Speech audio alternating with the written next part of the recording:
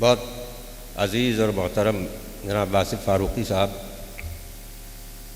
کسی ضرورت سے بھی گئے تھے اور واپس آئے۔ بہرحال یہ حکم پھر ایک بار صادر ہوا کہ میں صدارتی کلمات بھی، ظاہر ہے کہ ان محافل میں صدارت تو صرف ایک رسم ہے، ورنہ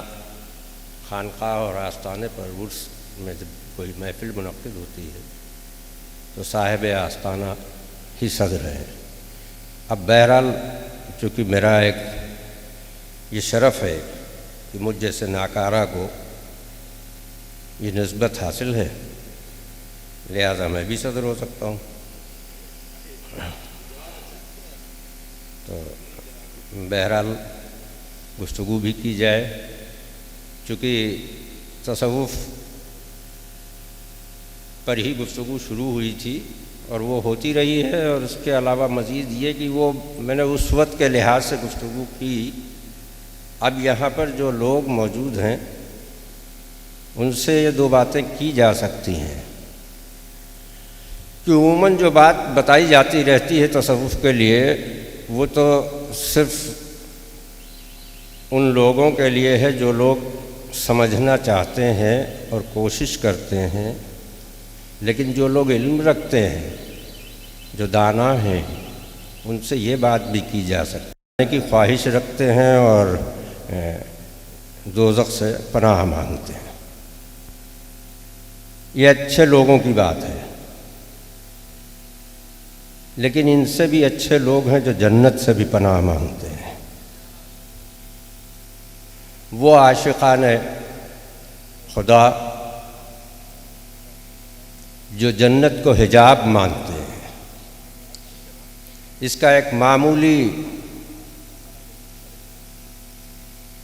سا واقعہ صرف یہ کہ جو عام ہے اس لیے وہ میں کر رہا ہوں کہ حضرت رابعہ بصری کی یہ دعا ہوا کرتی تھی کہ 2.5 قلندر میں آدھی قلندرہ وہ تسلیم کی گئی ہیں حضرت رابعہ بصری، اور وہ دعا یہ کرتی تھی کہ اے اللہ اگر میں تیری عبادت دوزخ کے ڈر سے کرتی ہوں تو دوزخ میرا مقدر کر دے،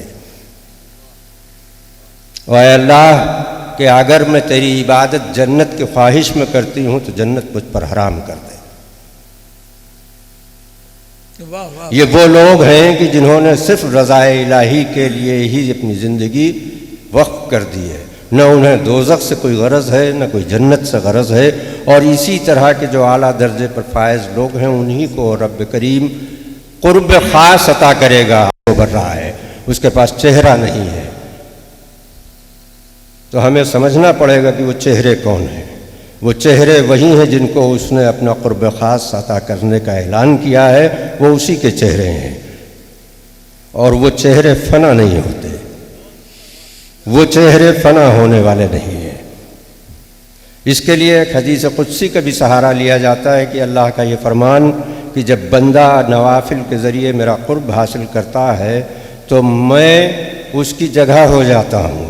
میں اس کی آنکھ ہو جاتا ہوں جس سے وہ دیکھتا ہے، میں اس کے کان ہو جاتا ہوں جس سے وہ سنتا ہے، میں اس کے ہاتھ ہو جاتا ہوں جس سے وہ پکڑتا ہے، میں اس کے قدم ہو جاتا ہوں جس سے وہ چلتا ہے۔ تو جب سب کچھ وہی ہو جاتا ہے تو پھر اس کو فنا نہیں ہے، وہ باقی ہے،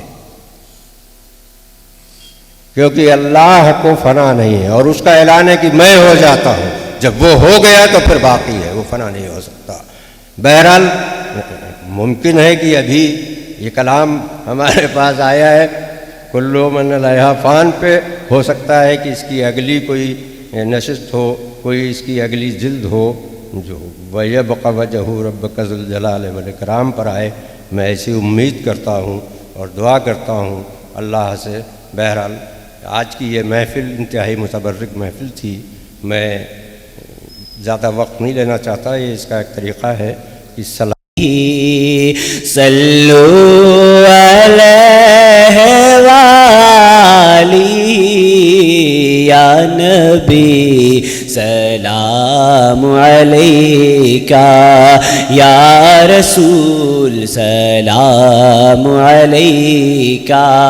یا حبیب سلام علیکہ صلوات اللہ وہ حسین جس نے بہا کے خون چمنے جہاں کو ہرا کیا اسی ذات کا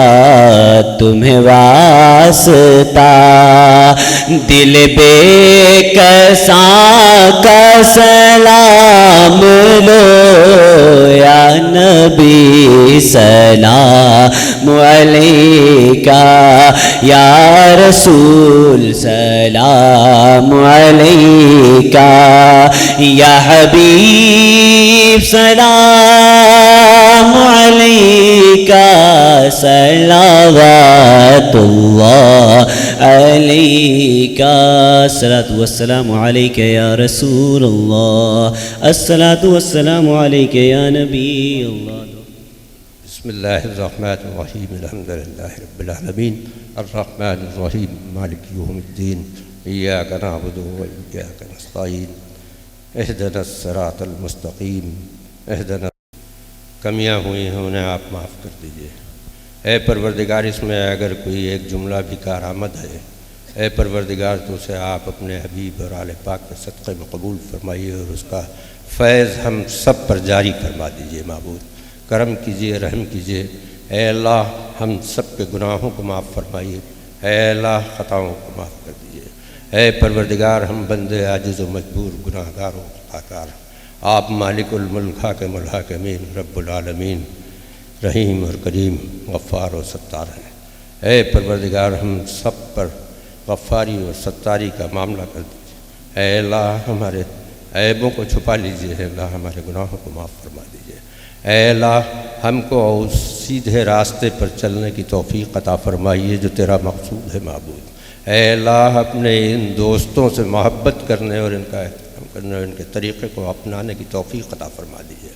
اے پروردگار ہم سب پر کرم فرمائیے رحم فرمائیے اور جن کے دلوں میں جس طرح کے جائز مقاصد ہیں اے پروردگار ان سب کو پورا فرما دیجیے اے اللہ جن کے دلوں میں کسی بھی طرح کی نفرتیں ہیں اے مولا اسے آپ اپنے فضل سے پیدا فرما دیجیے اے اللہ اور اس کا جو تقاضا ہے کہ ہم ان کی اہل بیت سے سچی محبت کر سکیں اے مولا اس کے لائق بھی بنا دیجیے اے پروردگار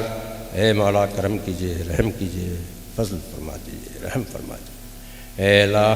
بالخصوص میں اس ملک ہندوستان کا باشندہ ہوں معبود اس دھرتی پر جس طرح کی بھی پریشانیاں ہیں مولا دور فرما دیجیے اے مولا ہمارے ملک کو سرسبز و شاداب کر دیجیے اے مولا ہمارے ملک کی ترقی میں جس طرح کی پریشانیاں ہیں اسے دور فرما دیجیے اے اللہ ہمارے اس ملک کو دنیا کا بہترین ملک بنا دیجیے مولا اس کی ترقی کے راستے میں جس طرح کی اڑچنیں ہوں اسے دور فرما دیجیے اے اللہ چاروں طرف محبتیں عام کر دیجیے مولا فضل فرمائیے